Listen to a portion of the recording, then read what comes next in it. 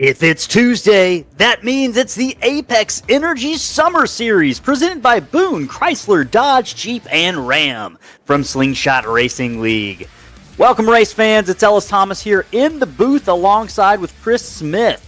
We're bringing you live racing action in the NASCAR Gen 6 cars from Talladega Super Speedway for the DSS Sim Racing Hardware 156.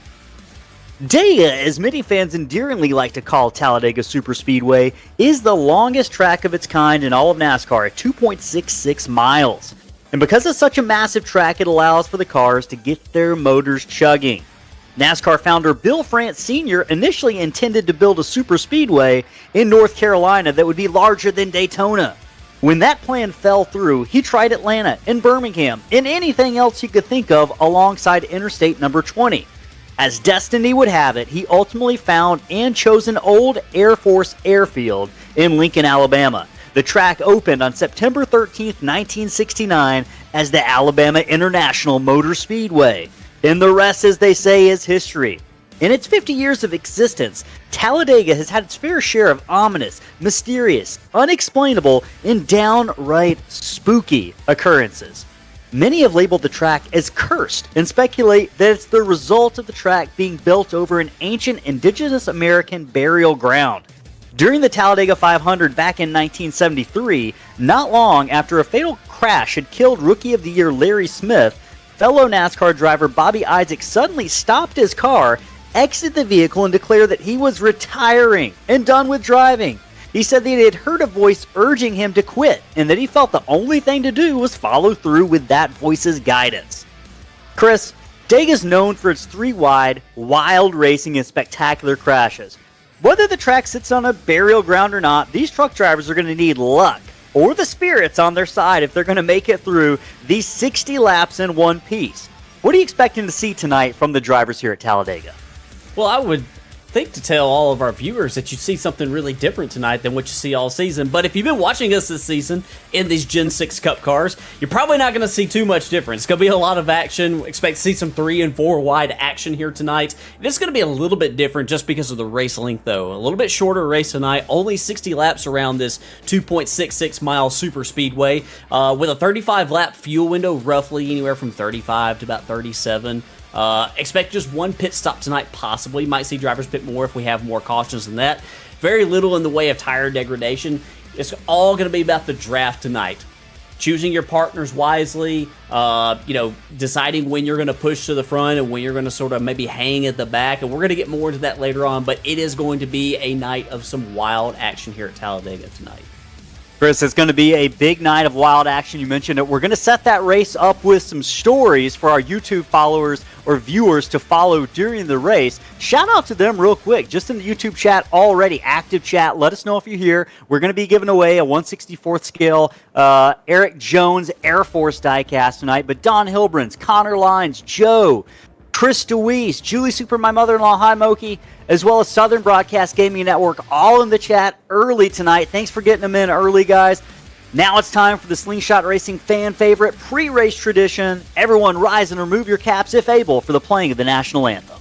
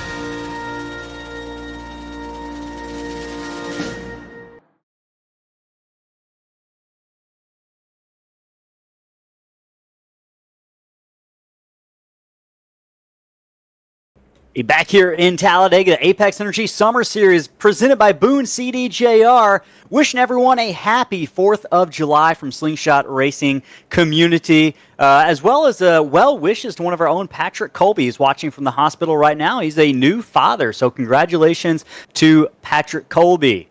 It's Ellis Thomas and Chris Smith in the booth here getting ready for race number 5 of the Slingshot Racing League Season 7, Chris. It's going to be a wild one tonight at Talladega. Take a look at some stories to set this up for our viewers at home so they make sense of what they're going to be seeing here tonight. Chris, 4 races in, halfway through the season. It is a close points battle. Aaron Smith is your points leader, but I'm not counting out folks like Braxton DeWeese and Josh Ward, who after a rough week last week at Darlington, and by rough I mean 6th place for Aaron Smith, after winning the first 2 races of the season. Braxton DeWeese and Josh Ward making up a lot of ground. They got a chance to make it to the front by Homestead, race number 8 on the season? They definitely have a shot. And, tonight being the wild card that it is, this is a really good opportunity for them. They're counting on Aaron Smith maybe possibly having a bad night tonight, just through some bad luck. You don't ever wish bad luck on your competitors, but this is an opportunity race for them because they know Aaron's probably going to be really good down the stretch here. So they're hoping for a big points night tonight.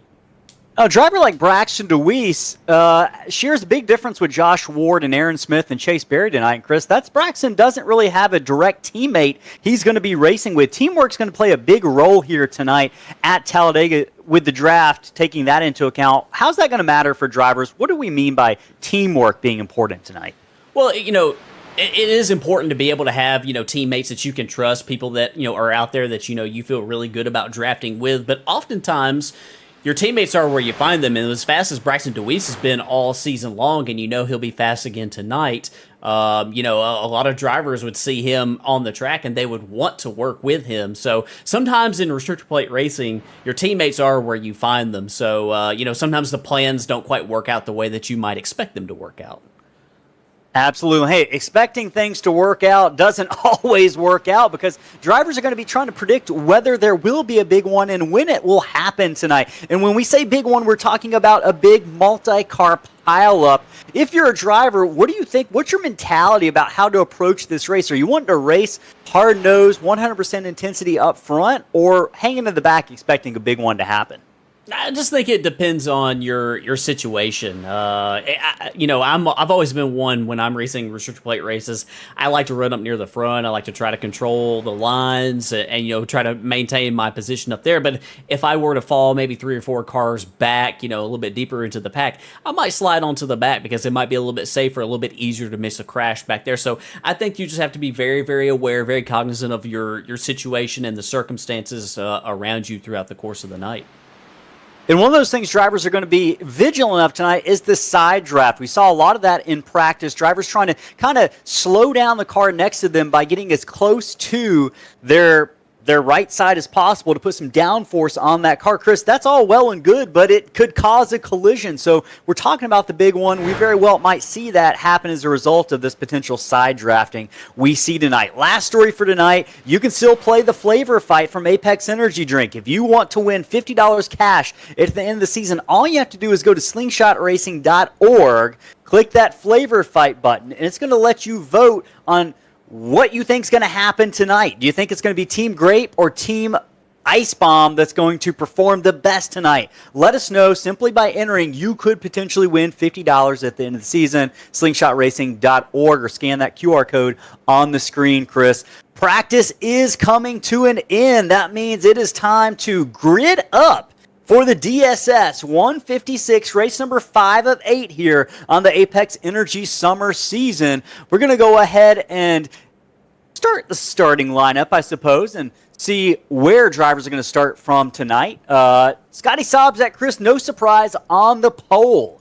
Braxton DeWeese, last week's big winner at Darlington, scoring win number 1 of the season. He's going to start second to Sobczak's outside. Evan Pienta going to be starting inside of row 2. Josh Ward starting 4th.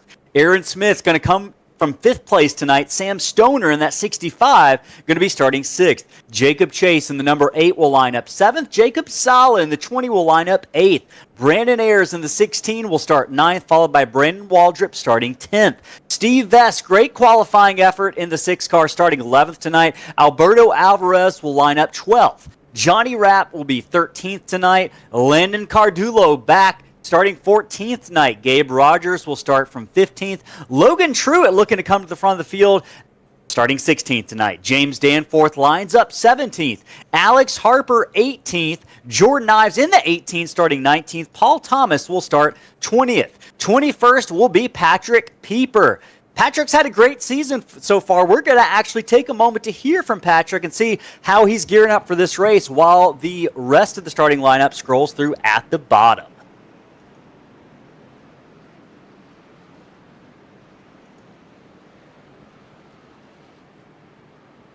Patrick Pieper, how you doing, sir? I'm doing good, Ellis. How are you? I'm awesome. Chris and Ellis here in the broadcast booth, man.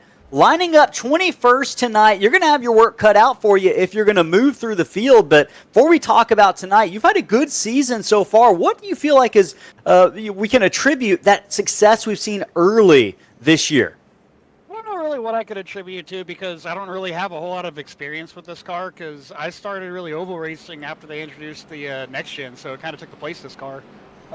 But we started doing the practice races with it. You know, I think we did Atlanta and a few other half-mile tracks. I was noticing, I was like, I'm running up front around a lot of these guys. They were, you know, really, really quick. The talent pool in this league is really, really deep. And I was just like, maybe this car is going to help me out a little bit. And like I said, so far, being in 10th, I think I'm tied for 10th in points right now with Steve. Yeah, you are. Yeah, so I mean, I wasn't expecting, you know, halfway through the season to be in the top 10 with how much talent's in this league. So I'm really happy with it, but I feel like the car is really attributed to it because it's really racy. Yeah, man, you have been racy this season with a lot of speed. Tonight, though, you've got a tall task ahead of you. Starting 21st, what's the strategy going into a restrictor plate, the one and only restrictor plate race on the season schedule? How do you approach this? Are you going hard from the beginning, or are you working with a teammate kind of to stay in a safe position tonight? Well, I've never really qualified very well at super speedways anywhere, so I'm not really surprised at where I am. Luckily, Alex, he's only a few spots ahead of me, so hopefully we can just be patient, and if we wait for an opening, you know, just try and work together and then kind of pick our way through. We had a really good run at the Clash early on in the season at Daytona, where we did the same thing. I think I started right around 20th or somewhere around there, and he was right around there too, and we linked up, and we were able to kind of pick him off on, you know, pick our way through the field. And we ended up running up at the front for like half that race or something like that. So I'm just going to be patient, you know, just like I said, hopefully work with Alex and see how it goes. Well, man, you've got your work cut out for you, but it sounds like you've got a game plan of that number 15 Costco hot dog mobile. We'll be watching you and Alex Harper move through the field tonight. You got any shout-outs before we let you go buckle up and get going tonight? Yeah, just if I got any friends or family watching. I know my mom usually likes to watch them. I usually send her the link, and she usually texts me after the race. So it's like, so it's cool that she watches every week. So it's fun to have mom. And like I said, I have anybody else that's out there watching. So, yeah. Awesome, man. Well, good luck out there tonight. All right, thanks, Els. Yep. All right, so you heard Patrick Pieper in that number 15. He's starting 21st tonight. Several drivers going to have their work cut out for them if they're going to get through the field, Chris. One of the things I want to mention before we get going, something we're going to be on the lookout tonight, tandem drafting. Before we start seeing drivers do that, what exactly is the tandem draft that we might see tonight?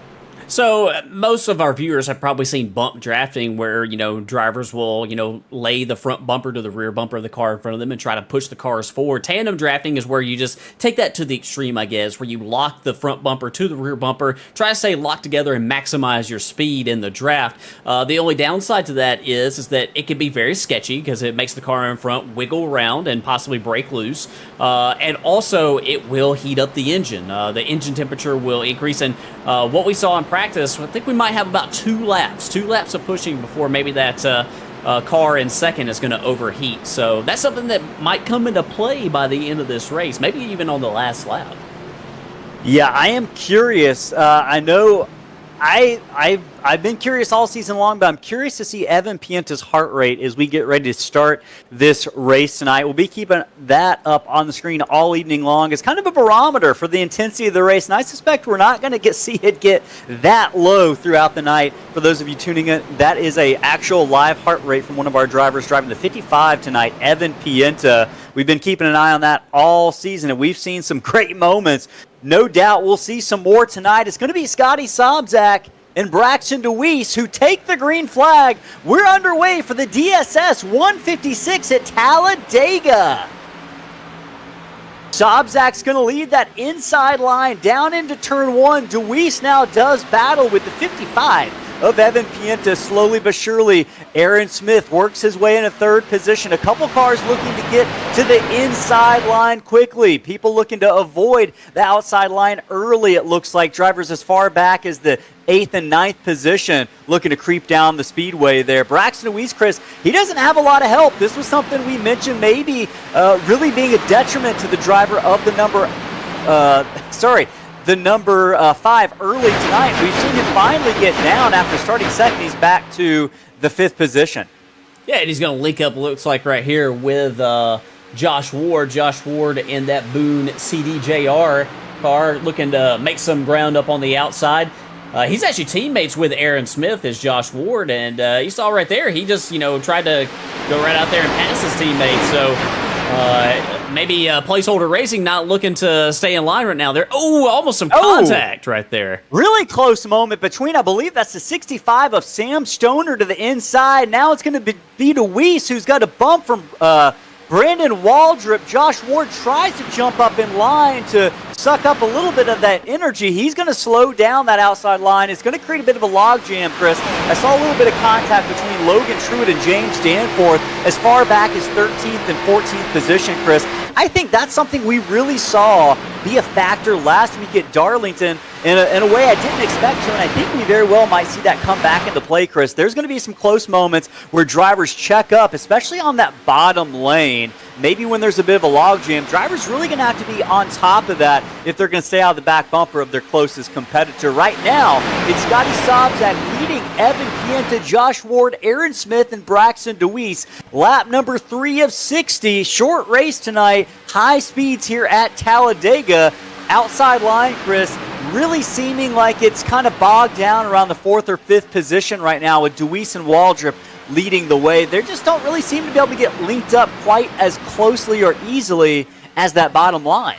Yeah, it looks like, we saw Brandon Waldrop actually pushing Braxton Deweese down the backstretch, but he couldn't really stay close right there at turns 3 and 4. There's a little bit of an arc to this, and I think that maybe he's going to get a little bit more aggressive with it. There's no sense in taking a lot of risk right now as we start lap 4, as Braxton Deweese is going to move back to the bottom. But I think you'll see drivers get a little bit more comfortable with staying closer through the corners. You don't really have to even be pushing that guy through the corners. Just, staying closer. The closer you are, the faster you're going to go. Chris, you mentioned super speedway racing in some ways being an art form. I want to jump back really just quick to the 24th position. Fun fact, Justin Wilson statistically has 9 starts at a super speedway in Slingshot Racing League. He's finished top 5 in 6 of those. So the driver of that number 58, he is one of the better super speedway racers in this league, and he's running back in 24th near the back of the pack. Do you think that is part of his key to success here at super speedways? Yeah, I think so. I just think that he knows when he needs to go, when he doesn't. I think he's really good at being able to, choose the line that's moving forward. He knows when things are looking a little bit dicey, and tonight he started from the back of the field with a lot of his payday teammates, so looks like maybe they got a little bit of a plan in the works right here to try and, work together to maybe avoid a big crash. I think they're pretty content to ride back here.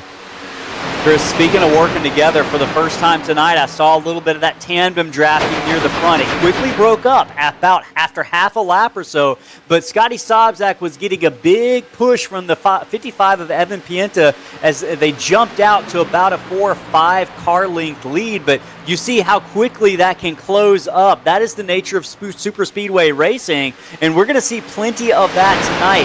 5 laps in the books, now on lap 6. Evan Pienta back to 4th position. Deweese reclaims the lead, Chris. That outside line getting going right now. Brandon Waldrop pushing Braxton Deweese. They've got Alberto Alvarez in 3rd up top, Chris. That 29 new paint scheme from Evan Pienta Designs is pushing them both, but immediately, Brandon Waldrop in the 21, he's not happy with 2nd. He's going to go for the lead. Lurches low on Braxton Deweese, but Deweese is going to counter that move as he gains momentum on the outside. It's going to be Alvarez and Landon Cardulo in the 19. That 3rd car in line pushing that outside line, propelling it to the start-finish line. That lap's going to go to Deweese. Alvarez 2nd, Cardulo 3rd. Jacob Sala now up to 4th. Brandon Waldrop slips back to 5th, Chris. Deweese and Alvarez jumping out to a huge lead. They're going to have to be careful. Cardulo in a little bit of trouble there with, I believe, the 20 of Jacob Zala pushing Cardulo. Both of those are teammates, Chris. They've got to be careful. Contact's great, but you got to be careful where you hit that car in front of you. Yeah, you really do. And these guys are teammates right here. In fact, we got 3 team cars right here, the 19, the 20, and the 2, all teammates. That's Cardulo, Zala, and Truett in the 2. And they're all hooked up right here, trying to stay committed to each other. And that's the name of the game here is being committed to a driver and, sort of staying locked to their bumper. And Zala doing a nice job of pushing Cardulo out front right here. But he has not cleared Deweese yet, and he's going to maintain that spot right there on the top. Yeah, Cardulo up 13 positions. That 19 is on the move, Chris. Jacob Zala up 6. Truett, their teammate, a big mover as well. But the biggest mover of the night so far, Dan Berg, in that number 1, slowly creeping into the picture. That blue and white Sparko car, he's up to 4th position doing battle with Braxton Deweese. Biggest mover of the race, 17 positions. And that's in a matter of 8 laps. That shows you how fast these cars can move through the field. That's going to be important late in this race when drivers contemplate, when do I make my move? When do I move to the front and get to the most intense racing in the field, Chris? 7 laps in, and we've seen drivers move up 17, now 18 positions. Yeah, we have, and we're seeing the top lane prevail right here, and I was curious if we might possibly see this tonight. I don't know if that's any type of trend that we might possibly see, or if it's just a matter of organization. I like what I see right here. I'm not seeing a lot of impatient drivers. I'm not seeing a lot of darting around. Seeing some drivers, maybe hook some guys the wrong way with the drafting, but, they're trying to get their legs up underneath them with that. Everybody doing a really nice job of being patient. See a couple of different strategies going on right here. You got maybe about the first 15 cars. Maybe first all the way back to about Scotty Sobczak, right here in the 17th spot. I think everybody from here on back is just kind of riding, taking it easy, just trying to play the waiting game a little bit while these guys in front of them maybe race a little bit harder than what they're willing to race. Chris, you mentioned the waiting game. Speaking of the waiting game, I want to jump all the way back to 32nd position where Steve McDonald in the 42 is definitely waiting patiently. And Chris, I wrote it down in my pre-race notes. Steve McDonald has the highest rate of getting caught up in incidents in super speedways among the racers on track tonight. Most of them, none of his own making, I should say. But he's learned his lesson, an important one, as he rides to the back, playing the gamble that there's going to be a caution that's going to catch him up. But right now, he doesn't have to worry about being in that caution as he's 17 seconds back on the car nearest in front of him, Jordan Ives. So what do you make of that strategy? Is he too far back, losing track of the draft? Yeah, he's definitely too far back. I don't know if it was a situation where I missed it, so I don't know if he started from the pits. I don't think he did. I think maybe something happened and he lost the draft. Which is easy to do if you're the last car in line, but see the top speed right here from Braxton Deweese. He's currently in the 5th spot, about 190, 200, 201, 202, entering turn 204, entering turn 3. They're really fast tonight. We talked about that during practice. And go back to Steve McDonald. He is going 184. So Steve McDonald's definitely hoping for a caution here. He's too far back. He would much rather just be sort of like riding by himself back behind the pack.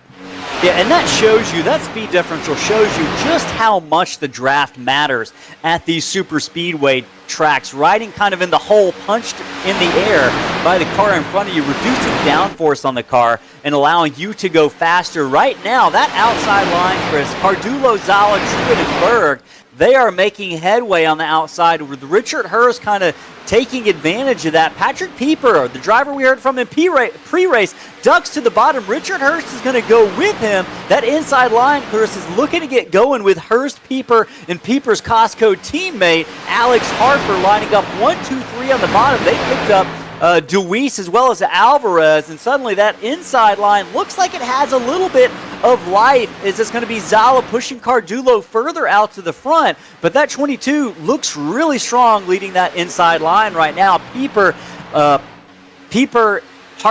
Deweese, and now Alberto Alvarez getting going on that inside line. Yeah, I think that before that inside line didn't seem like it had too much pep in its step, did it? I think that they were just a little bit too far spaced out. I still don't think that they're quite as tight and as organized as they need to be. But, something that I'm seeing is that with the exception of Zala, they're not really tight on the outside either. So it looks like to me that the top is pretty dominant. And I don't know what happened right there. We didn't catch anything, but it seemed like the pack really broke up right there. Yeah, I'm not sure what might have happened there. It might have been just out of view, but not seeing any incidents reported or anything like that. So, yeah, this is definitely something that drivers are going to take note of right here. As we got a new player up here near the front. We got Rye Jones up here now leading the inside lane. Yeah, Rye Jones leading that inside lane, Chris. He came all the way back from the 24th starting spot. He's up 18 spots, not that 91. The inside line right now struggling just a little bit, but Braxton DeWeese, in the midst of all of that, Chris, went from leading the race in the top 5 to dropping back now all the way to the 16th position. He looks to pick up the 58 of Justin Wilson. Now, I wanted to kind of mention that you mentioned that gap kind of forming between the two packs as it begins to close up again. Justin Wilson's that driver who we said had 6 top 5s and 9 super speedway starts here in Slingshot Racing League, kind of minding his own business, working his way forward, but he was the one leading that second group. I just wonder if that was intentional, maybe buying themselves a little bit of space to stay out of any potential melees happening up in front of them. Right now, that's not going to matter because that second group has caught back up to DeWeese, and it looks like they're probably going to draw a beat on the 52 of Johnny Rapp running at the back of that first pack right now, and that is absolutely happening before our very eyes, Chris. That inside line really struggling right now with Rye Jones and the 91 leading the way. They've lost several car lengths of space just in the matter of the last lap or so. You mentioned that the outside line really not tightening up at all, seems to be rolling on the outside pretty well.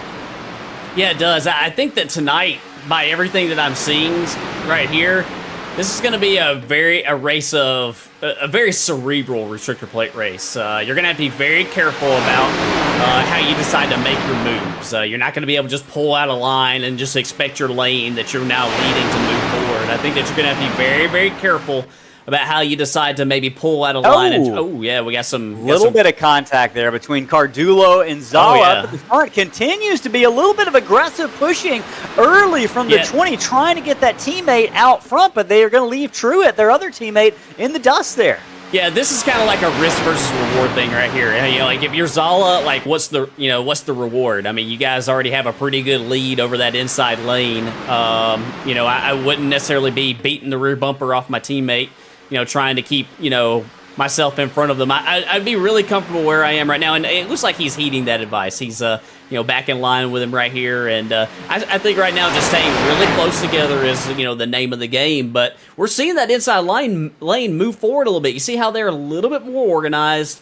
They're moving. They're just creeping up little by little. It seems. What we really need is looks like Richard Hurst is having a little bit of trouble just keeping that thing steady. He wants to be able to push. He wants to be able to help Rye Jones. We just need those cars. It's so hard to do. Like, you might be asking at home, like, why are they just all moving around like that, especially the second car in lane that's trying to push? It's hard not to. It's hard not to sort of wiggle all over the place because, just the subtle little movements is, will get you all out of shape.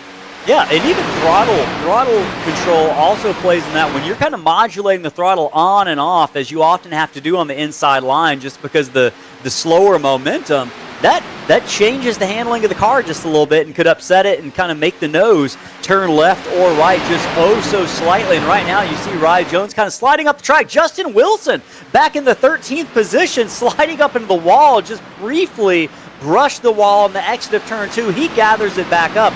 He's going to recover here, but right now that inside line, Chris, they're looking like they're struggling to get organized. Just as we were kind of mentioning a moment earlier, 18 of 60 laps, Chris. We're almost a third of the way through this, caution-free so far in the DSS 156, the DSS Sim Racing Hardware 156. A lot of these drivers are going to be keeping a close eye on their gauges tonight. The closer you get to the back end of the car in front of you, the less the air is going into the radiator and the engine, and it gets hotter, Chris.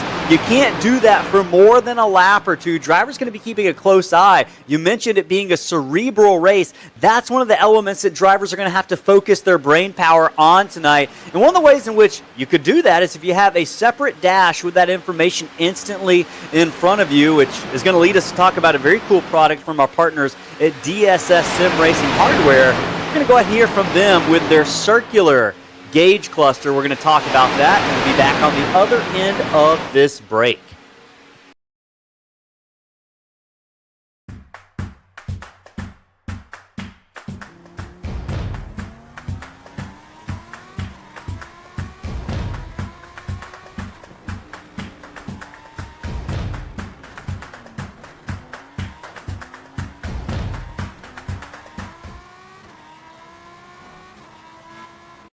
Hey guys, it's Josh Ward with Brand Commercial, and this season we're partnering with Slingshot Racing League to make sure our members can get wholesale manufacturer pricing on any Chrysler, Jeep, Dodge, Ram you choose. Whether you're just looking for a vehicle for your family or for your business, we've got you covered. Contact me directly to see how we can help.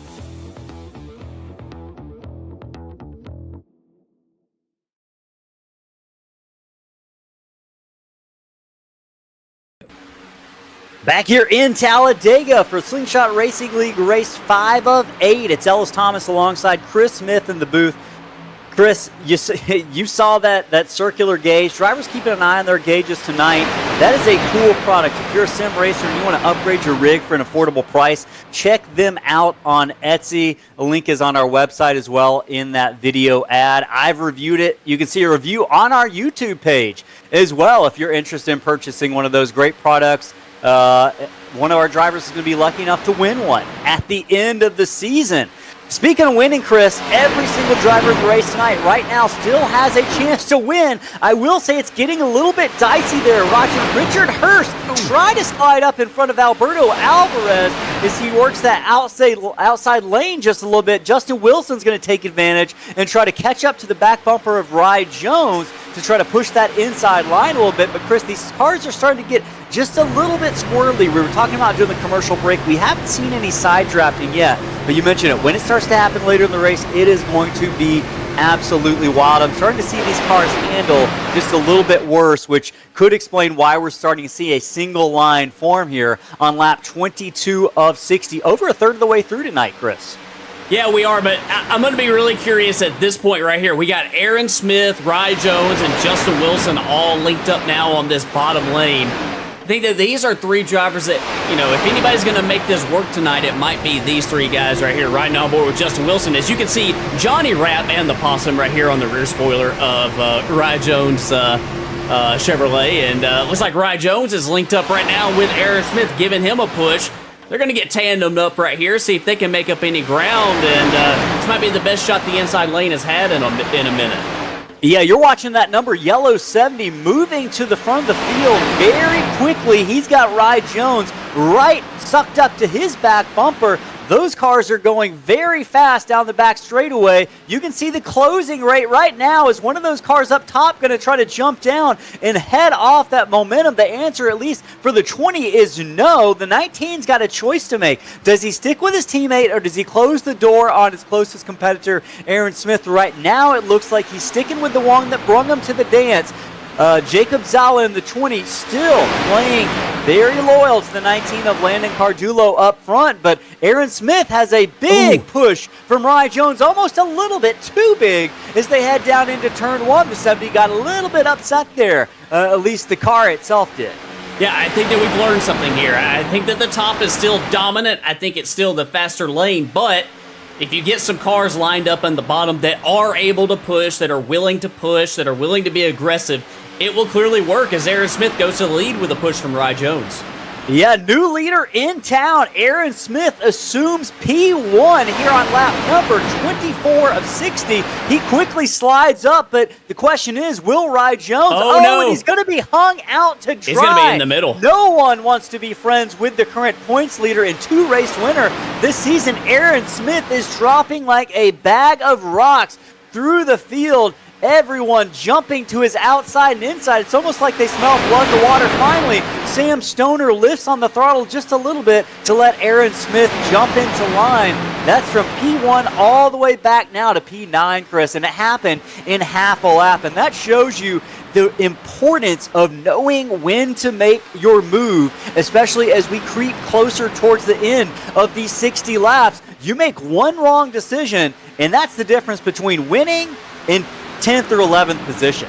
Yeah, I think that what he was trying to do right there, I think he was trying to be nice to Ry Jones because Ry Jones had been linked up with him. I think that the 91 was probably pushing some water. I think it was probably really hot right there from being tandem for so long.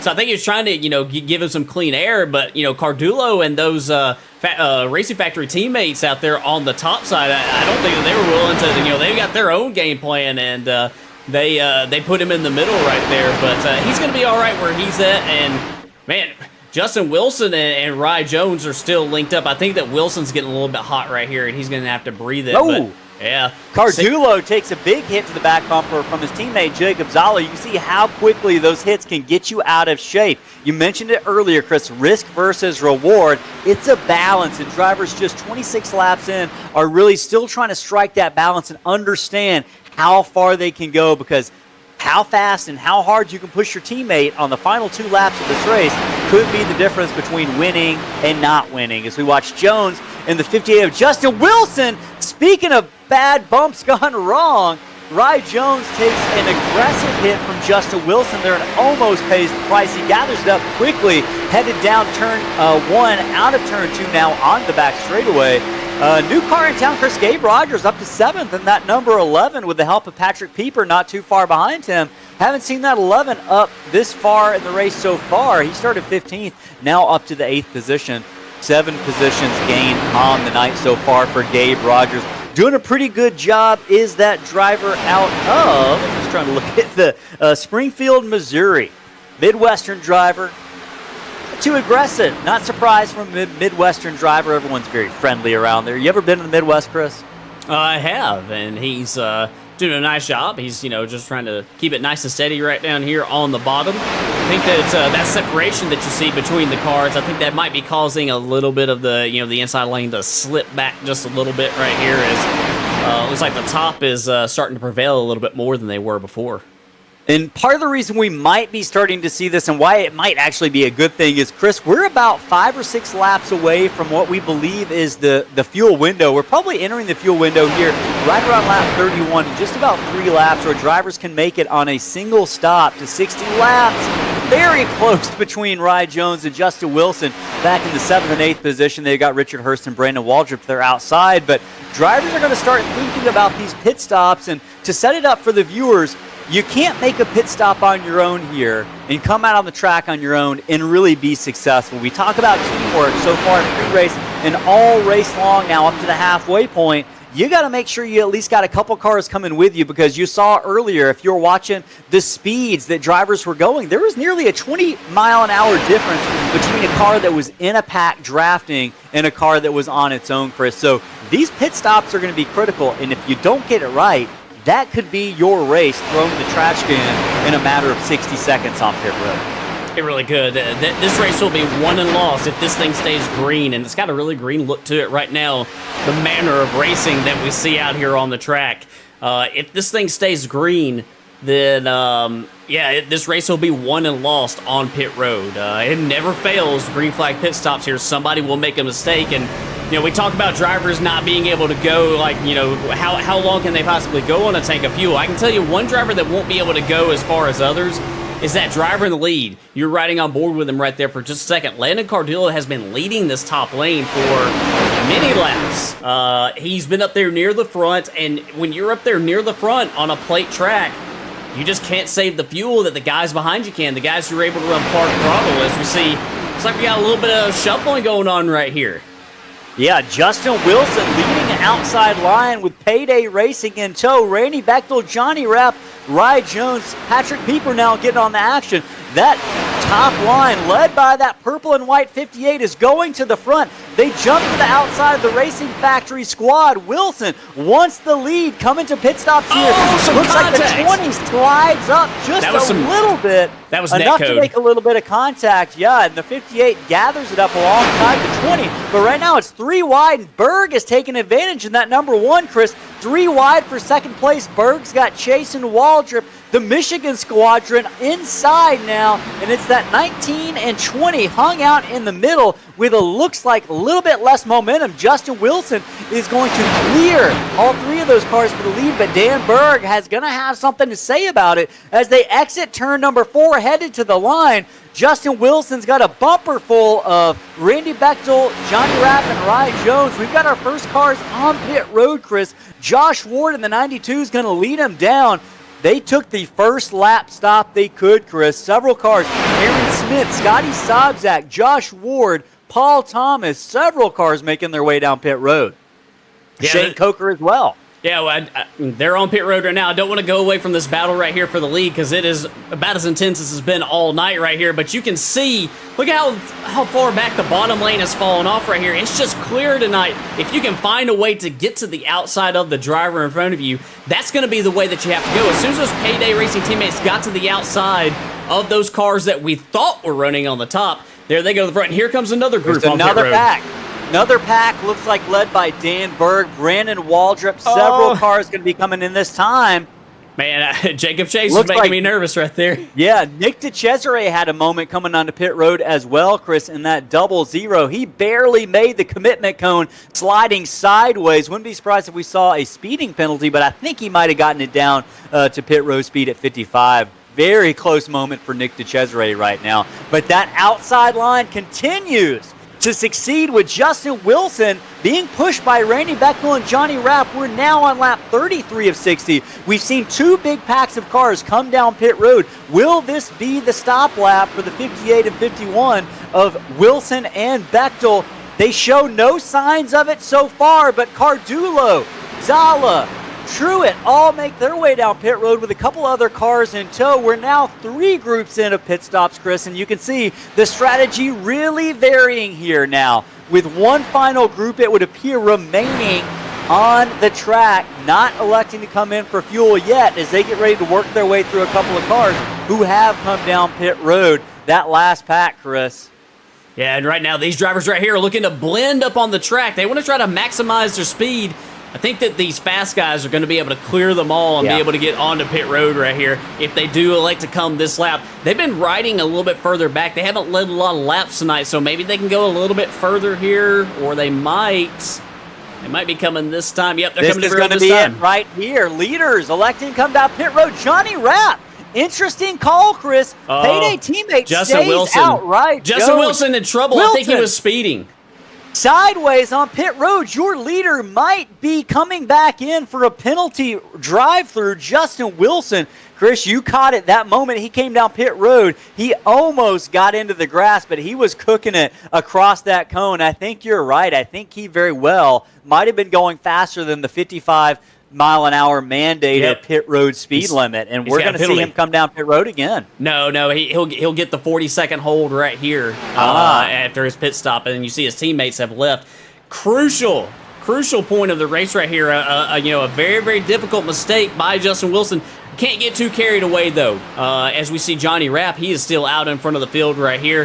Has not made his pit stop yet. Can't get too carried away with that because anything can happen. We can still have another caution. There can be a big crash. So a lot of things can happen at Talladega. Yeah, and we should mention Justin Wilson is a lap down, but you mentioned it. Anything can happen. Cautions breed cautions. We could see 3 or 4 cautions and Justin Wilson back up to the lead in a 10-lap swing. So anything can happen. Right now, Chris, you mentioned it. Johnny Rapp is the one of 4 or 5 drivers who have not come down pit road. Pienta, Danforth, Stoner, and Ayers have not come down pit road. Now, Chris, Evans' heart rate's going up, which makes me think they might be getting ready to come to pit road. They're working their way by the outside with Danforth, Stoner, and Ayers right behind them. This very well might be the lap. Pienta's going to pull off. Rapp going to stay out for another lap. It's Pienta, and Danforth working their way down pit road, and you saw Pienta's heart rate all the way up to 120. That shows you how critical this pit stop is. This is the difference tonight between winning and losing, at least the way the race is going so far, Chris. Johnny Rapp continues to lead now, lap 37 of 60. Stoner is second. Pienta now drops back. My scoring is not caught up with me yet. It's going to be several drivers who just came down pit road, scoring catching up, but Rapp leads Sam Stoner right now, first and second on the track. Yeah, the effective race leader, once all this plays out, might be Aaron Smith. We'll have to see how Pienta, Danforth, Rapp, Stoner, how all of these guys sort of, blend together. And there goes Danforth. Yeah, Danforth is exiting. Yeah, and Evan Pienta, I think Evan Pienta might have had a penalty. I think you're right, basing on how fast he's jumped He's through. still on pit road. Following through the order. He is an extended stop on pit road right now, Chris. Man. Over a minute spent on pit road. We mentioned critical mistakes. Wilson makes one now. Pienta in the 55 is making one. Johnny Rapp and Sam Stoner still out on the track, but you mentioned Aaron Smith, Josh Ward, and Scotty Sobczak now in picture are going to be the effective leaders when this cycle is over. They were one of the first sets of cars to stop, Chris, just 6 laps ago. Aaron Smith, Ward, and Sobczak came together. They're a team. Now these 3 cars pushing each other on the track. They get by Stoner, and they are, yes, now the effective race leaders. Smith, Ward, and Sobczak. 1, 2, 3. It's going to be Stoner, but he's got a train of 8 or 9 cars that are going to roll by. He's going to hope to pick up their draft, at least the draft of that back car, Chase Berry in the 46. But Stoner's going to fall all the way back to 12th. Now it's a 3-car breakaway, about 3 seconds back to Landon Cardulo, Chris.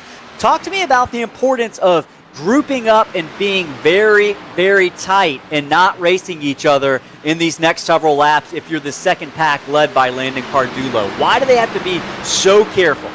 Well, you mentioned it. You just have to be in line. You have to be, tucked up really tight with each other. Not a lot of bobbing, moving around. You got to stay as close as you can. I've pulled up the previous lap times right here.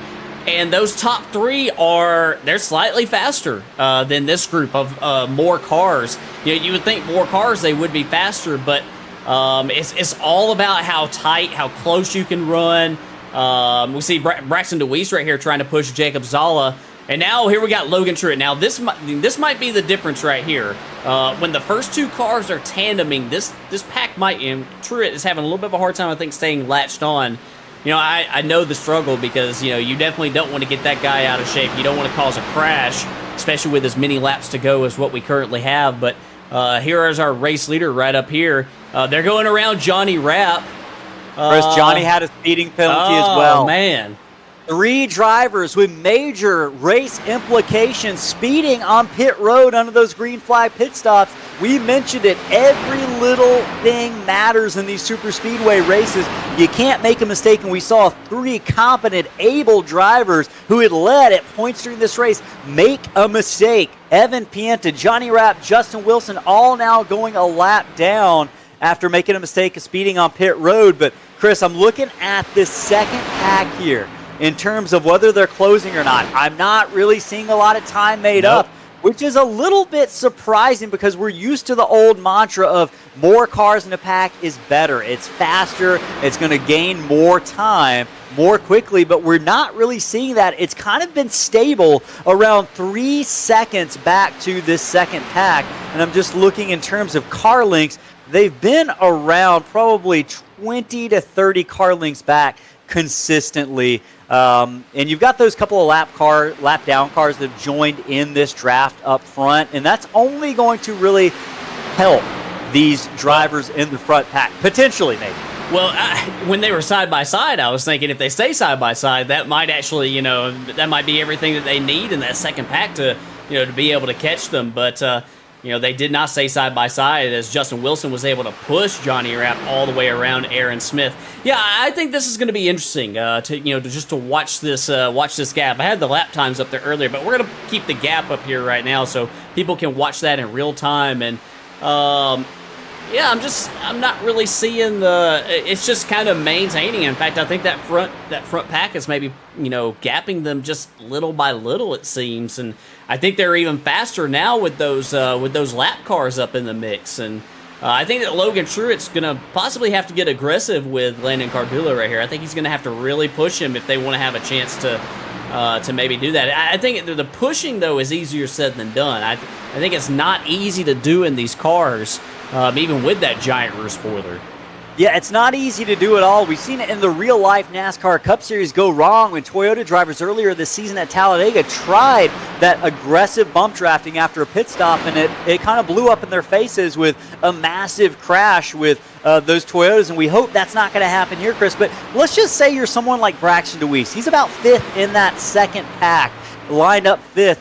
How long do you wait and allow the 19 and the 2 to kind of lead the way until you start to get aggressive and think maybe we need to do something else here? Because right now the numbers are showing me they've lost about 0.3 of a second in the last 4 laps or so. This second pack not really going anywhere. If anything, they're losing ground. When do you call an audible? And are drivers starting to maybe reconsider who ought to lead this pack, or at least how aggressive they might be? I think we're probably seeing several drivers have that mental conversation with themselves right now. And I know that Cardullo and Truett, as well as Ryan, they're all teammates, including Jacob Zala. So are you content with letting that team lead this pack if you're not making up any ground?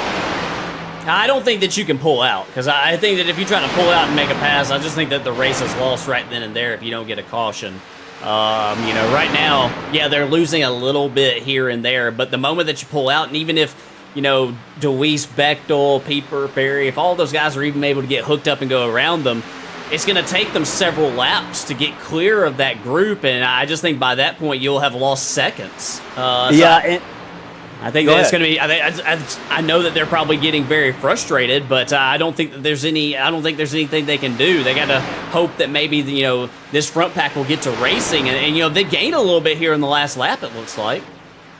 Yeah, they did make up about 3.5 of a second, so maybe the second pack has found something. And just to catch viewers up, just behind Chase Berry in 11th, there's another set of cars about equally spaced now 7 seconds back from the leaders. Alex Harper leading that pack in 12th position. So 2 packs really reasonably trying to make up ground in the final 15 laps of this race. And you can see it, Chris. Right now, it's a similar pace. It doesn't really seem like, based on our battle forecast, with those insights powered by Pierce Graphics, it doesn't seem like, at least the computer, our artificial intelligence robot, doesn't think that they're necessarily going to be able to get back to the back bumper of Scotty Sobczak sitting in 3rd position right now, unless there's a caution.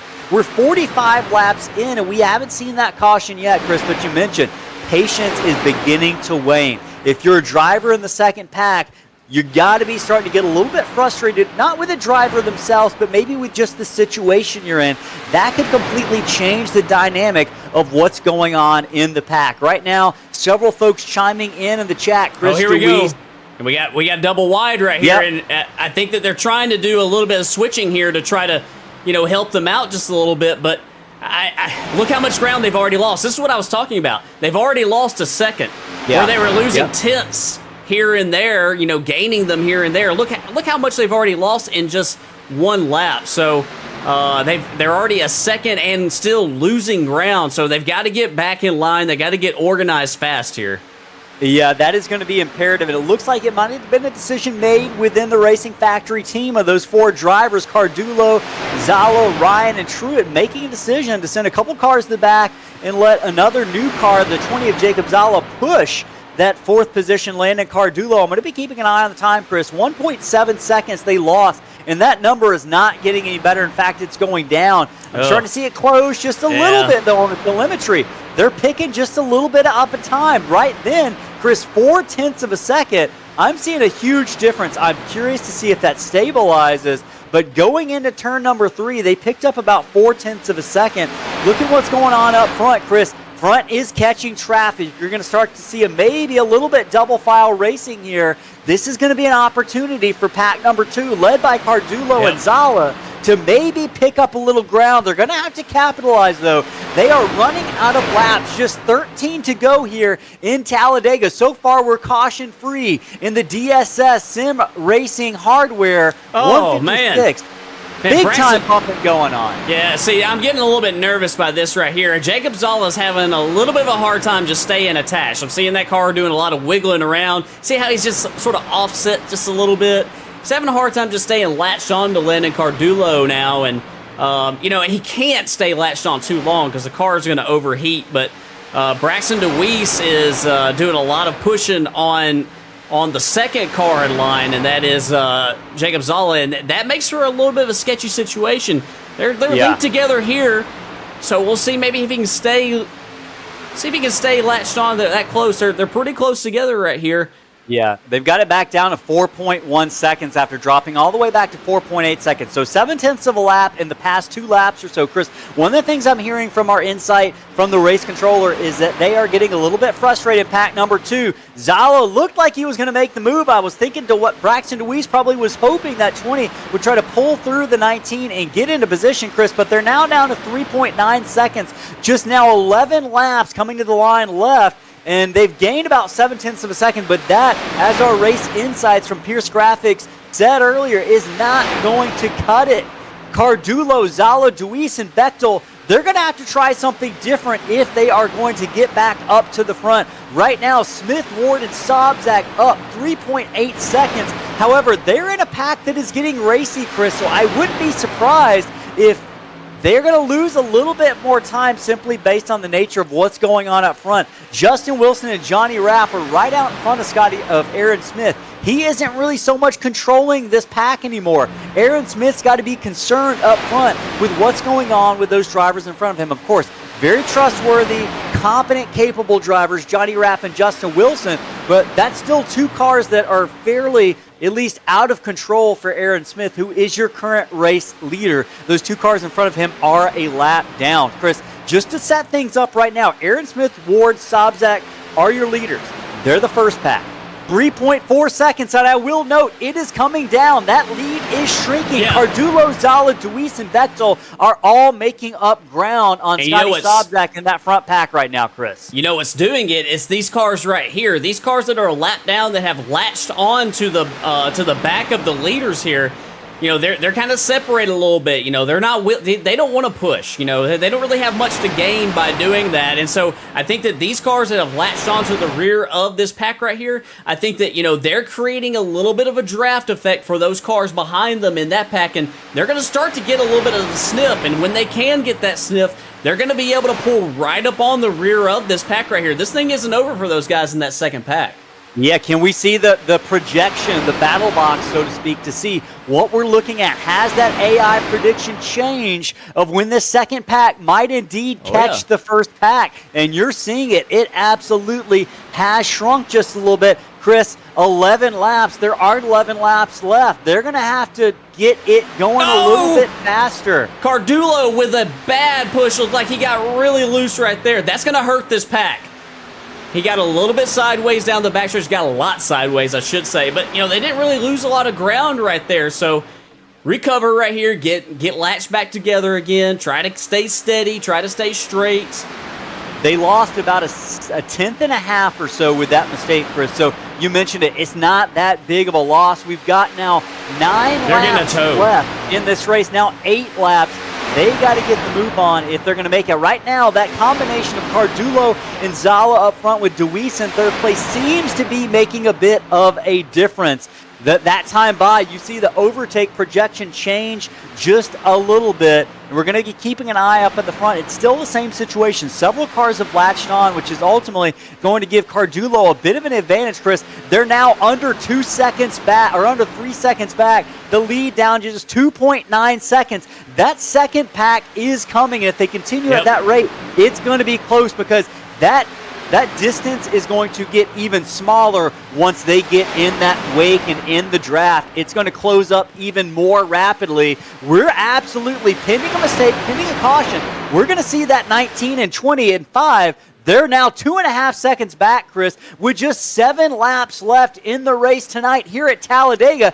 This one's going to be a barn burner. Let us know. Do you think we're going to make it to the end under green. Do you think who's going to win this race? Is it going to be one of the drivers in the front pack, or is it going to be one of these guys who are slowly catching up? Now 2.5 seconds between first and fourth. That second pack, Chris, is coming. Looks like they got a little bit disorganized there for a moment. They're going to have to get it back going, though, if they're going to make up any distance. Coming to 6 laps to go. Let us know in the chat. Last opportunity to get your comment in. Let us know you're here. Let us know what you think of this race so far. If you like it, go ahead, hit that subscribe button. Doesn't cost you a thing. Hit the thumbs up button. Doesn't cost you a thing. Just helps us get your drivers in front of more eyeballs. We're going to give away a diecast at the end of the race to a one lucky commenter. Chris, man, 2.7 seconds. We've seen that second pack lose a little bit of ground, but they're back nose to tail right now down the backstretch, headed into turn number 3. Jacob Zala doing everything he can. They're now 2.3 seconds. That was a big half a lap for that second pack, Chris. 2.2 seconds now. They are getting closer. I can hear the Jaws theme song beginning to set in just a little bit.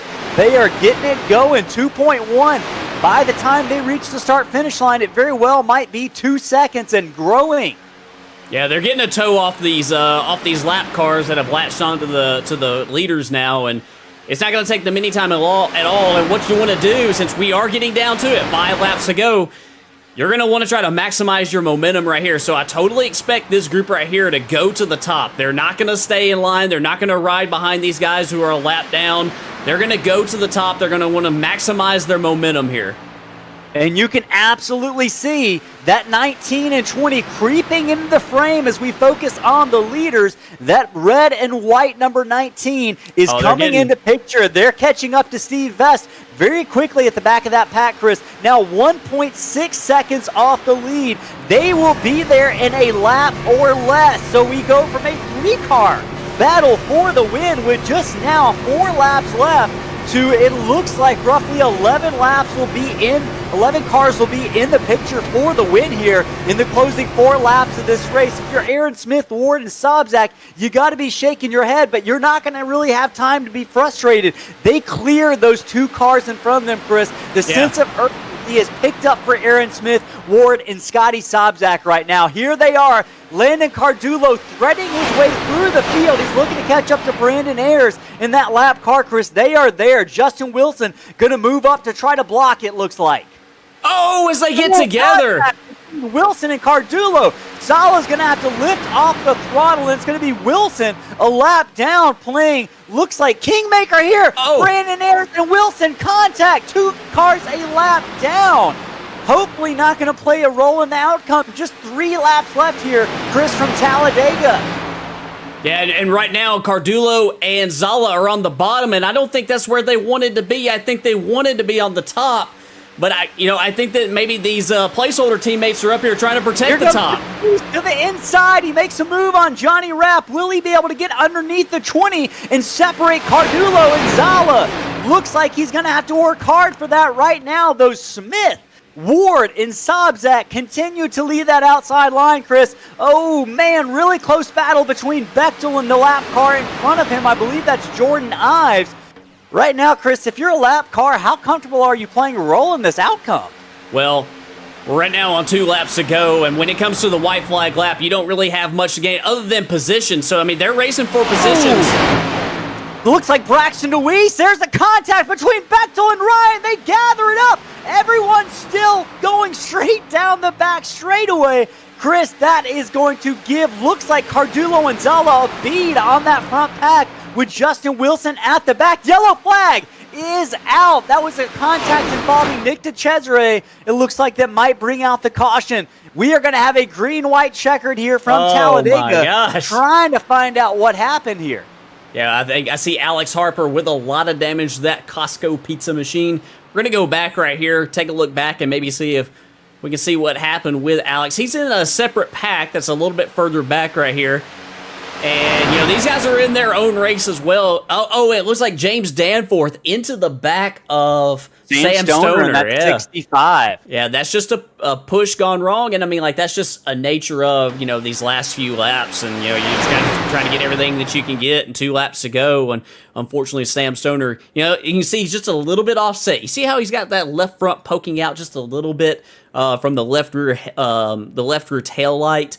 That's really what upsets these cars and causes them to, spin out whenever you're trying to tandem like that. And, man, Alex Harper, unfortunately, hard hit. James Danforth, hard hit in the outside wall. I think Nick DeCesare, Brandon Waldrop, Matt Kuntz, looks like those guys are going to get through just fine there. Yeah, several cars caught up in this, but several cars making it through just fine, Chris. That, I don't know if that's good news or bad news for those front 3 because the Cardulo and Zala pack had already caught them, so there's not going to be much of a difference there. Now we're just going to have what is almost an additional half a lap to a lap for Cardulo and Zala to make something happen. They're going to be a little bit closer than they had before. I don't think we're going to see anyone come down pit road as there's really not much to be gained. Tires aren't really making a difference. Fuel, everyone should be good on fuel, Chris. The only cars that I'm looking at, actually, based on what I'm seeing, everyone should be good on fuel based on our fuel mileage numbers. Hey, while these cars are catching up to the pace car and we kind of re-rack them, let's go ahead and hear from a couple more partners. We are trying to get in as many as possible here in what's been an action-packed race. We're going to go ahead and hear from Apex Energy as well as Martin Sports. We'll be back on the other end of this break. You're not going to miss a moment of green flag racing.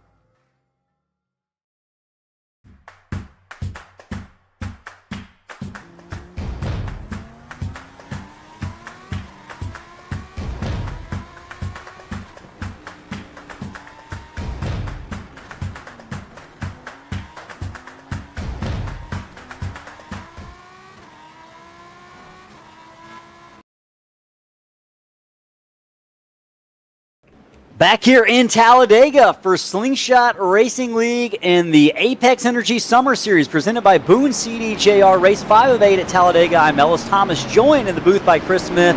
We're coming to 1 to go. We're coming to a green-white checkered, one of 2 official attempts that drivers will get to finish this race under green. Aaron Smith is your leader, Josh Ward second, Scotty Sobczak third. Chris, fun fact about Scotty Sobczak, 228 quality passes on super speedways in Slingshot Racing League. Truly one of our best at moving through the field. He's going to have to pass 2 cars to get to the front. Meanwhile, that pack that was kind of running a few seconds back the final portion of the race, led by Landon Cardulo and Jacob Sala. They get a free pass. They had already caught up, but now they're going to be right on the back bumpers, along with Randy Bechtel, Kyle Ryan, Braxton Weiss, Logan Truitt, and Chase Berry in 10th. Chris, we went from having about 3 cars that could win the race to about 11 cars that could win the race, and now I'm going to count that we have 22 cars on the lead lap, including Justin Wilson, who was the lucky dog and got his lap back with that caution. He was fighting hard, Chris, and we talked about it during the commercial break. That's why you race like he was. That's why you fight hard, because you just don't know what's going to happen. And now Justin Wilson goes from hopeless to now having an off chance of winning this race. It's going to be under the control right now of Aaron Smith and Josh Ward. It's going to be Smith's call when to take that green flag coming through to the Geico restart zone as they get ready to hit the tri-oval. This is going to be a wild one. 22 drivers with a chance to win. Aaron Smith's leading that pack right now with Josh Ward alongside. He mashes that throttle. Smith brings him back underway. Ward doesn't get a start. Cardulo is going to cut him a break, though, on the outside. I think Cardulo realizes the importance of being up top, but Josh Ward jumps to the inside. Just now less than 2 to go, Chris. Sobczak up to second, drawing a bead on the back of Aaron Smith. He's going to be pushing his teammate very, very hard as they come down the backstretch now, just a lap and a half. Ward catches up. Cardulo and Zala, the Racing Factory team, down to the inside. They've got Kyle Ryan along with him, as well as Logan Truitt. Those 4 cars are teammates, and they have lined up. We're getting ready to come to the white flag. If we make it to the white flag without an incident, we will finish this race under green flag conditions. Oh. Braxton Weiss getting impatient. He takes it 4 wide. Zala turns Logan Truitt down pit road. Landon Cardulo down pit road. We're still under green. This thing is going to finish under green. It's going to be Aaron Smith and Scotty Sobczak. Now Smith darts to the top. Sobczak blocks Josh Ward. Ward's going to collect the field. It's going to be a 6-car race to the end, Chris. Aaron Smith, Chase Berry, Randy Bechtel, all chasing Aaron Smith. Bechtel's got the best shot down the back straightaway. Bechtel pushes Smith. He closes the door. He's going to have to regroup. He's got he's got to run. There's Bechtel now to the outside. It's Berry. It's Richard Hurst in 4th. Will Berry take a shot at Randy Bechtel as they get ready to come to the line? He's got to run. Randy Bechtel's your leader. There goes Berry. Hurst is going to go by. Bechtel's going to have to give it up. Bechtel's not done yet. Close. I believe it's Berry who took it at the line. Randy Bechtel 2nd, Richard Hurst 3rd, and wow, Chris, that was intense. Richard Hurst playing the kingmaker there for Chase Berry, your winner tonight at Talladega. Chase Berry owes Richard Hurst a drink, Chris. Yeah, we're going to go back right here. We're going to try to watch this from a little bit different perspective right here. Just felt like Randy Bechtel was a sitting duck right here. Richard Hurst got latched onto the rear bumper of Chase Berry. And look at the run that he's got right here coming up to the tri-oval. Huge run, and you know, there's nothing Randy can do other than get on his door right here, and he side drafted him. I thought he might be able to pull him back right there, but look at the push by Richard Hurst. That was an incredible finish. Several drivers just giving it their all, and Chase Berry wasn't even really in the picture in the top 10 there until that final restart, and he worked his way up a handful of positions that final restart. And wow, Chris, that caution just came at the right time. It put us in a green flag finish scenario, and drivers are going to be able to hang on. You saw that big one take out several drivers down into turn 1, but Chase Berry was not one of those. He hangs on for the win. Randy Bechtel 2nd, Chase Berry Richard Hurst is 3rd. We're going to try to get these drivers in for an interview to see kind of how it went in these final laps. We're going to pull Richard Hurst in as our 3rd place finisher and hear what he's got to say. Hey, Richard Hurst, this is Chris and Ellis in the broadcast booth. You got a copy, friend? Yes, sir, I do. Hey, man, well, I'm not used to having you on this side of the mic, but congratulations on your best finish of the season, 3rd place finish. I think Chase Berry might owe you a beer after that one with the push that you sent him with down across the line. Man, I was trying to choose who to go to, and I know Chase. I know Chase Berry really well. I mean, we broadcasted for y'all, and I've had the pleasure of racing with y'all. So I was like, who do I go with? Who do I go with? Man, I had to go with Chase and get him that win. It was such a close side by side to that finish, but man, what a great race that was. All green flag racing except for that one caution, and that gave us a chance because we had actually fell back to like 14 seconds. Even me and Rye Jones, we gave it our all to try to catch them, but man, what a race. Hey man, that was an awesome race. What a race, the best way to put it. Talk to us about how intensity kind of fluctuated throughout the race, from the beginning of the race to the very end, how that intensity amped up. Oh man, so at the beginning of the race, man, we were calm, cool, and collective. Not a couple lane changes here and there. The high line was going pretty good, but once we got after that caution, I think the backpack that I was riding in, I was like, man, I feel like we kind of gave up because we started racing it out, thinking this was going to be the end of it, and then that caution came out, I guess, from a bad bump behind us, and I was like, oh man, that's going to give us a chance. I'm restarting in 12th. Oh, how's this going to go? And then, I saw an opening on the outside. I was like, all right, let's go.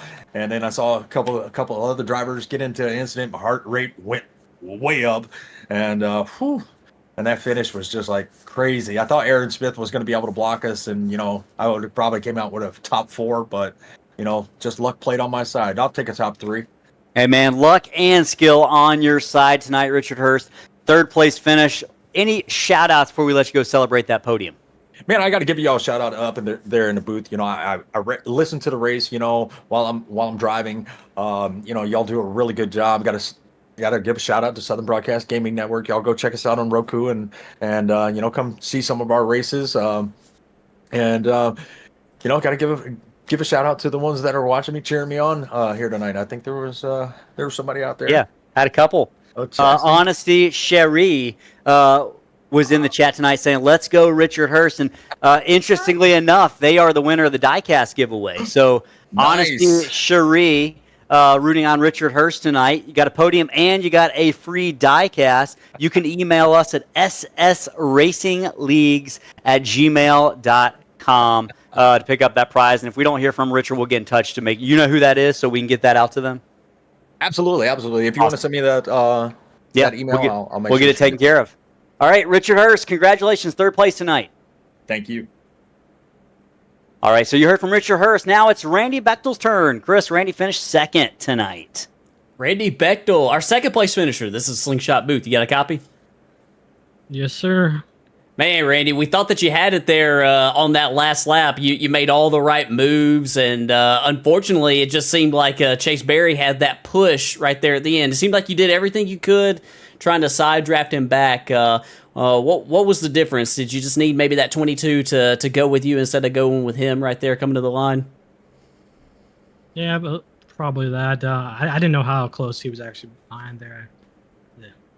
The field of view in these cars isn't very big when you look in the mirror, so it's hard to tell who's where sometimes. But off 4 there, I knew Chase was going to make a move, and there's no reason blocking your teammate and causing a wreck off 4, right? So it's hoping just for a drag race, and we got a drag race to the finish there.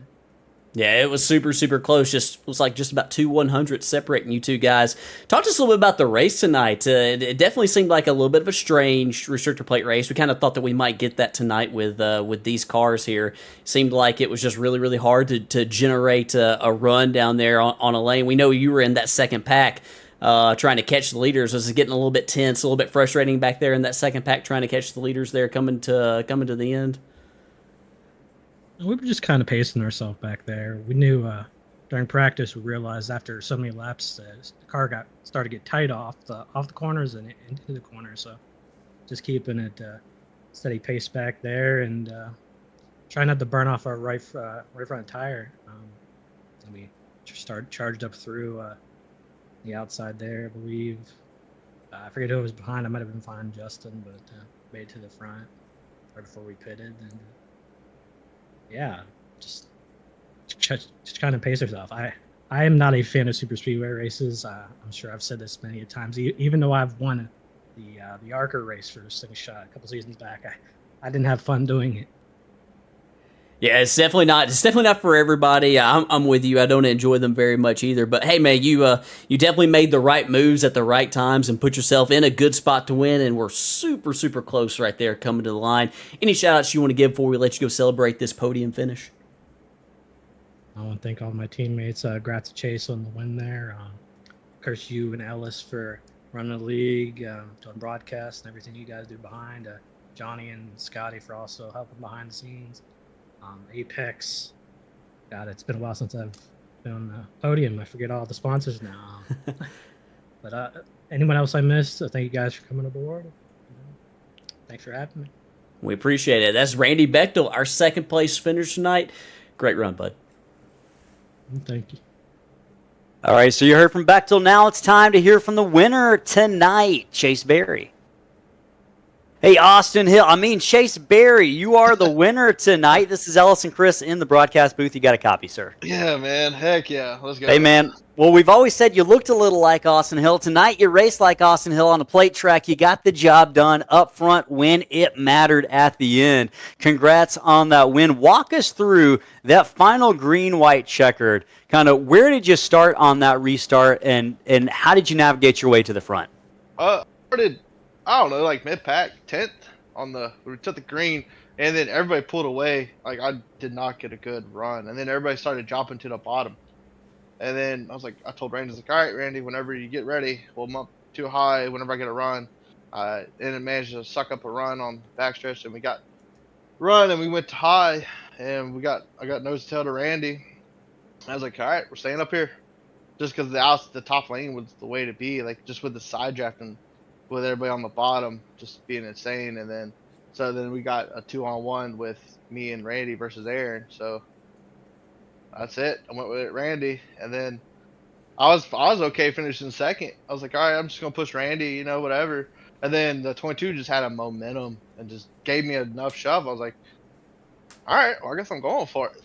So I pulled low, and then me and Randy had a good little race to the line. Yeah, and it was a clean race at that. You got a bump from Richard Hurst at the end. I was telling him that you probably owed him a drink. Did you see that bump coming? Were you hoping for it? No, I didn't. Like I said, I was planning on riding second. Like I was like, oh, I'm okay. I pushed Randy 1-2. I was okay finishing second.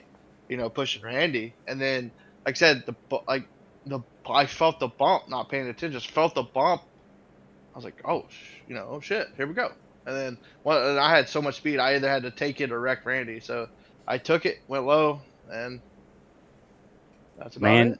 It's that you put that 4th of July paint scheme in victory lane just 2 days before the 4th of July weekend. That patriotic paint scheme is the winner tonight. You got any shout-outs before we let you go celebrate that win, Chase Berry? Oh, yeah, you guys for putting on an awesome league, broadcasting, having a great time. Definitely Randy, working with him at the end, Richard for the awesome push. Yeah. And guess what? Now my goal is finish top 6 so I can be eligible for the money next week. Oh, yeah? Now I'm eligible for the money. Let's go. And it is a Dash for Cash qualifier, so the top 6 will move into New Hampshire next week with the opportunity to win potentially as much as $50 in cash. It's going to be Barry Bechtel, Hurst, Smith, DeWeese, and Kyle Ryan. Chase Berry's going to be leading the pack, man. Good job tonight, getting the job done in that 46 red, white, and blue car. Go celebrate it, my friend. Oh, I definitely will. I'm excited right now. Awesome. See you later. Bye-bye. You can hear the excitement in Chase Berry's voice. Driver that number 46 crossed the line first tonight, Chris, by 0.019, 1/100th of a second. Separated first from second across the line tonight. Less than 1/10 separated third from the first place finisher tonight, Chris. We heard from the top 3. Aaron Smith comes across the line 4th tonight. So the man is beatable. He finished 6th last week at Darlington, 4th this week. The problem is for Braxton DeWeese. Braxton DeWeese finishes 1 spot behind him tonight, and he's not going to be able to make up any points. But Randy Bechtel's going to put a bit of a dent into Aaron Smith's lead, I believe. Kyle Ryan comes across the line 6th. Jacob Zala 7th. Logan Truitt 8th. And, hey, Matt Kuntz snuck up there after starting 29th. Rolls in at the 9th position across the line tonight. Scotty Sobzak, Chris, got caught up in that final incident late on turn 1. coming to the checkered flag. He's going to finish in the 10th spot after being in the top 5 much of the final segment, the final 25 laps of the race. Yeah, great runs by some of these guys up here. You mentioned Aaron Smith right here. This was an opportunity race for a lot of drivers to gain ground, and unfortunately for them, they're not going to get the opportunity that they wanted because he came out of here with a really solid finish. Talladega looking like he dodged a bullet right here. Moving right here into the 11th through 20th position, Jacob Chase going to finish in 11th tonight. Brandon Waldrop in 12th. Patrick Pieper 13th. Sam Stoner in 14th. James Danforth, you saw him get involved in that crash there towards the end that brought out that green-white checkered. He'll finish 15th. Justin Wilson 16th. Dan Berg 17th. Landon Cardullo in the 18th spot. Nick Cesare 19th. And Alberto Alvarez rounds out the top 20. Well, you heard the top 20 there. 21st, Josh Ward, Chris, he went from being second on that restart with 2 to go to having to settle for a 21st place finish after getting caught up in that final lap crash. Rye Jones, one of the victims as well, finishes 22nd. Evan Pienta made a pit road mistake, speeding early, finishes 23rd. Paul Thomas brings it home 24th. Jordan Ives, 25th tonight. Steve Vest, 26th. Gabe Rogers, 27th. Chris, another pit road mistake for Johnny Rapp on the set of green flag pit stops, relegates him to the 28th position after running in the top 15 much of the night. Brandon Ayers finishes 29th. Steve McDonald Jr., after riding in the pack much tonight, that strategy didn't play out to his favor, finishes 30th. Alex Harper, after running the top 15 much of the night, finishes 31st. Shane Coker going to bring it home. Final car finishing tonight in 32nd. Chris, it was a great race. This might be one of my favorite races of the season simply because the respect level we saw to the drivers. For the most part of the evening, there was a lot of give and take from each other. Mostly a lot of giving until the final few laps of this race, Chris. This was kind of a respect level we haven't seen amongst drivers, fortunately until tonight. But it put on a great race till the very end, and we got a new winner this season. Chase Berry brings it home in P1. Now, head into New Hampshire, Chris. Next week, it's going to be a completely different game for race number 6 of 8 of this summer season presented by Apex Energy and Boone CDJR. Drivers are going to have a handful in New Hampshire. Last time we visited there several seasons ago, it's one of those races we don't like to talk about, but hopefully we can make good on the mistakes from last time we visited. Is New Hampshire the Granite State? Does that sound right to you?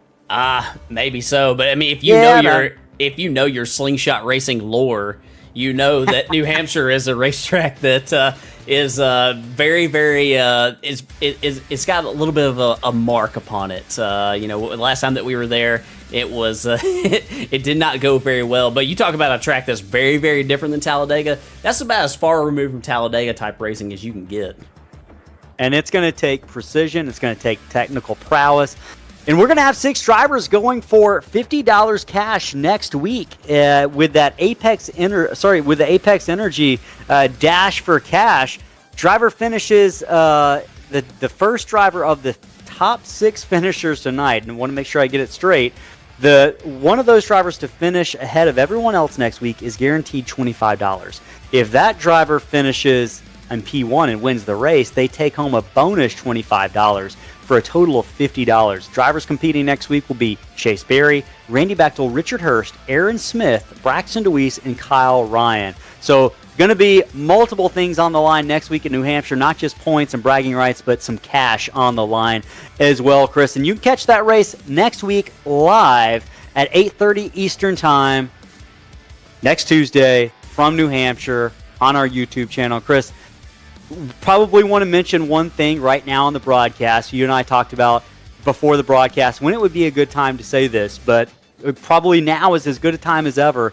We've been doing a lot of thinking the past several weeks, and Chris and I both have professional jobs outside of this, and we just realized that we can't dedicate as much time to administrating and running Slingshot Racing League as we used to be able to. Now, there's 2 parts to that decision.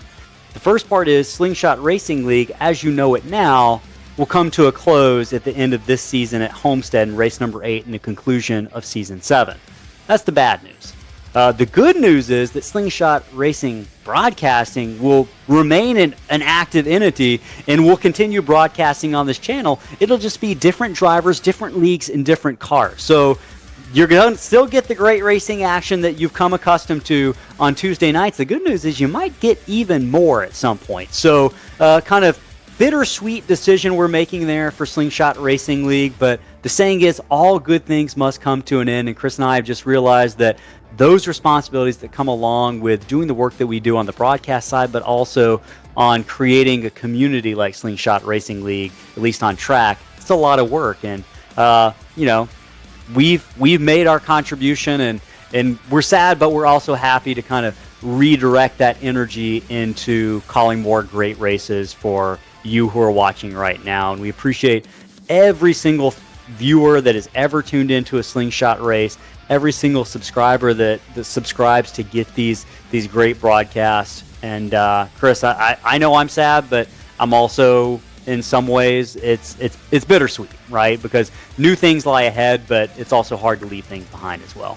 It is, and when we began this journey a few years ago, it required me to step way out of my comfort zone. This is something that I never thought that I would be able to do. Not even the broadcasting, just managing a league like this. It's just something that I didn't feel like I would be very good at, and I still feel at times that I'm still learning, quite a bit. But it's one of those things where something's got to give a little bit. We've got our own personal lives, our own professional lives, and this is just one thing that will go away. But as you mentioned before, this channel and the races that you see broadcast here, that's not going away. The only thing that's going away is the league itself from the drivers you see out here. But we're going to do everything that we can to try to maintain that community, like you said, and you never know. You might see a lot of these drivers running together, just maybe in a different league.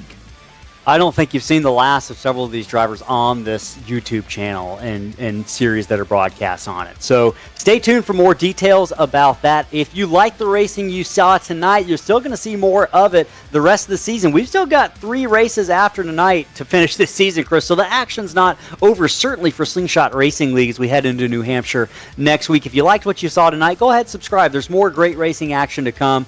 It doesn't cost you a thing. It only helps us get these drivers out in front of more eyeballs and grow the community and get more fans in the chat with you. Congratulations to our diecast winner tonight. We mentioned them earlier. The diecast winner was Honest Cherie, rooting on Richard Hurst, and she'll have more to root for next week as Richard Hurst heads into New Hampshire, a Dash for Cash qualifier. We'll see you next week, 8:30 Eastern Time from New Hampshire. So long from Talladega Superspeedway, everybody. It's Ellis Thomas and Chris Smith for Slingshot Racing League. Have a great week. Happy 4th of July, everybody.